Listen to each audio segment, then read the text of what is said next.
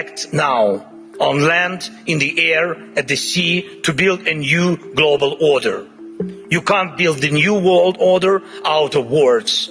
Only actions create real order.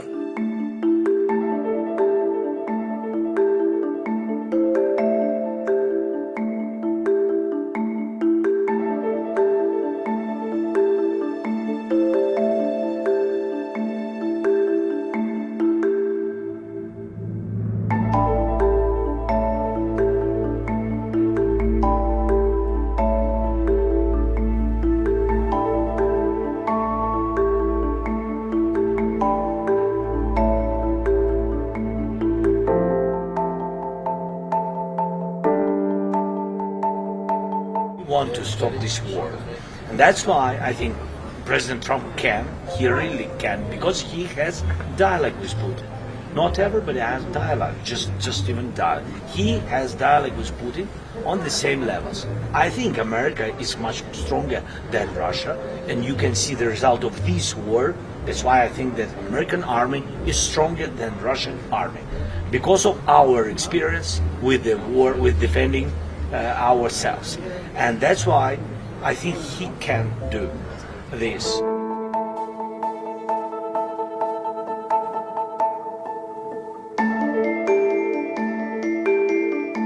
The meeting was good. Look, we have a ways to go. They're meeting with President Putin today, as you know. The meeting was good with President Zelensky. We'll see how it turns out. A lot of people being killed. What's going to be the message to President Putin?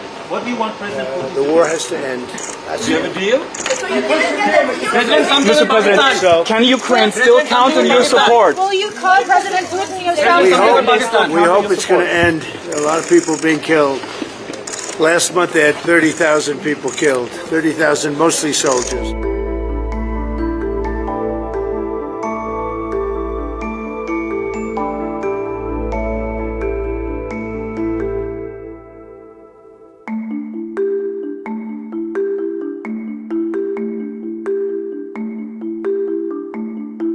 Well, Ukraine President Volodymyr Zelensky has declared imports of electricity and additional power equipment must be increased as Russia's attacks have triggered an energy crisis. The country has declared an energy emergency as thousands of homes are without heat and electricity in freezing conditions. Well, for more, joining us live is Australian Federation of Ukrainian Organisations Chair Katerina Agaru. Thank you so much for joining us. You just got back from Ukraine. You saw your family. Freezing conditions yet again. It's up to, their fourth year now. How is it there? Yes, the conditions are very difficult. Janie, thank you for taking an interest in this because it's certainly not getting enough coverage globally. We currently have the largest country in Europe that's facing major blackouts across major cities in the entire country. I was in the city of Odessa and I was in the city of Kiev, and the situation is so critical that there are major power cuts across the entire country, and in cities like Kiev, at the time that I was there, over 1,000 homes didn't have energy, electricity, heating, and hot running water. When I was visiting my mom, I had to walk up 8 flights of stairs because the lift didn't work, and that happens on a daily basis. I visited my grandparents that live on the 13th floor, again, a 13th floor walk up. My grandfather's currently sitting at home with a broken hip, and he can't even visit the hospital because he's not in a condition to walk up and down 13 flights of stairs. There is absolutely freezing conditions. When I was there, it was -10. Now it's getting down to -20 degrees. And it's very difficult when you can't even take a shower at home or have to sleep in coats and layers of blankets because Russia has attacked every single energy plant across Ukraine. There isn't a single plant that hasn't been attacked by the Russian Federation. We know that yesterday, I'm really sorry to hear what you're going through and how your parents and grandparents are dealing with this. It's just horrific. And as you said, so many people with no energy.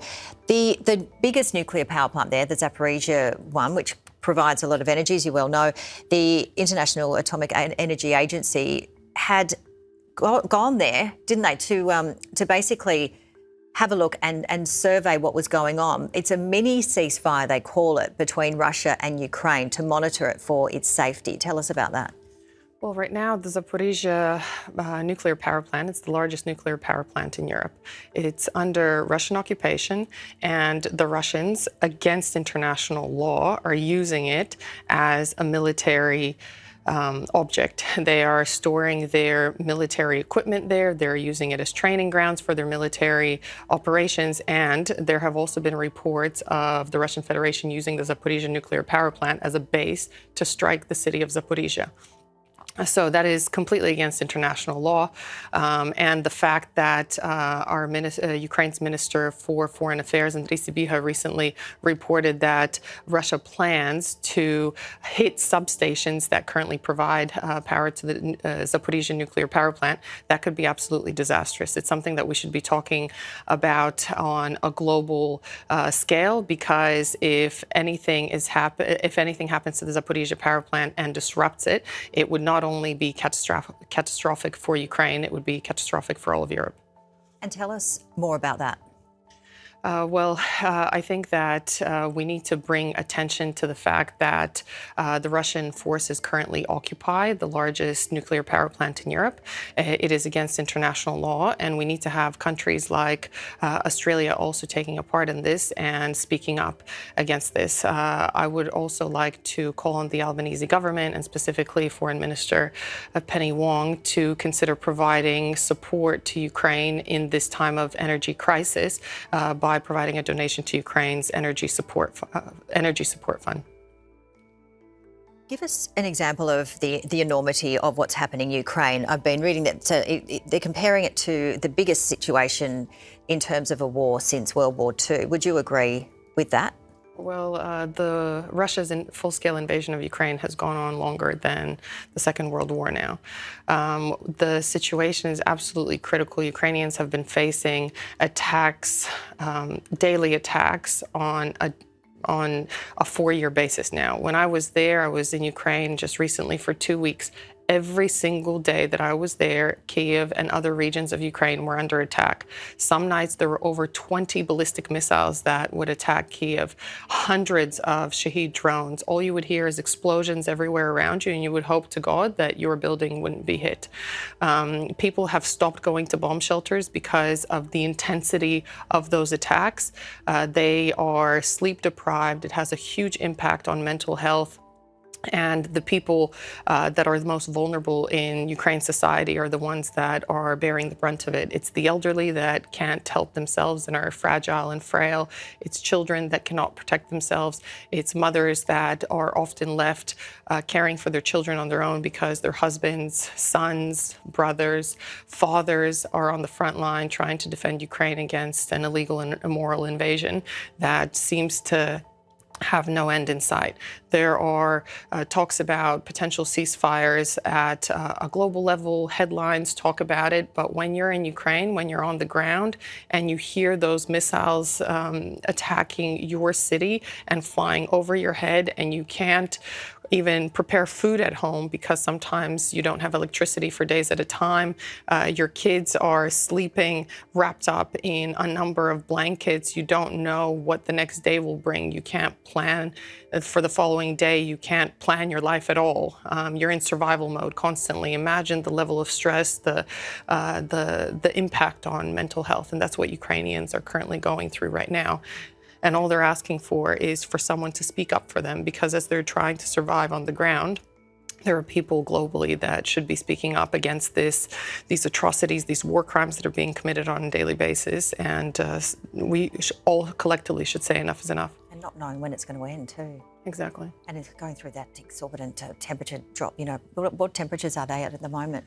Currently, it's about -20 across Ukraine. Right now, we have a pretty cool day in Sydney. It was about 20 degrees. Well, imagine the complete opposite of -20. And one thing that Australia can really do is close the sanctions loophole that allows the import of refined Russian crude, because essentially Australians are unknowingly financing those war crimes and missiles that are hitting Ukrainian cities. All right, well, it's good to see you.